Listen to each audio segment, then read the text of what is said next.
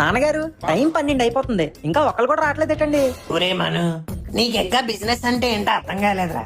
పొద్దున్నే లేవగానే డ్రు, shop open చేయగానే కస్టమర్, వెంటనే రారా. వాళ్ళు వచ్చేదాకా మనమే వెయిట్ చేయాలి. ఇప్పుడు ఈ మొక్క చెప్పడానికి ఆ కంపు కంపారిజన్ అవసరమారా? ఊరుకోండి అంకుల్, నీకు రాదా, మీరు వెళ్ళరా.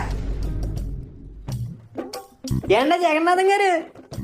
సూరి రారా కూర్చో, నీ గురించే వెయిటింగ్. అయ్యి బాబాయ్, నా గురించి ఎందుకండి?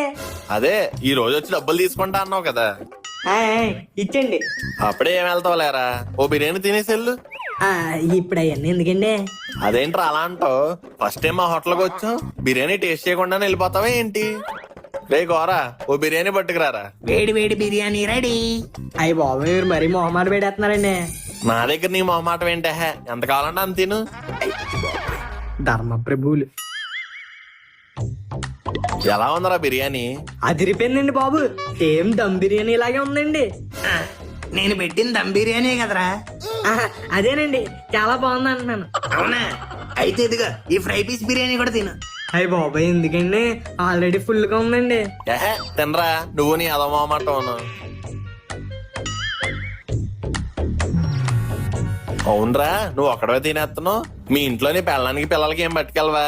అయ్యి బాబాయ్ వద్దులేండి, వాళ్ళు ఆల్రెడీ ఏదో ఒకటి వండుకుని తినేసి ఉంటారు.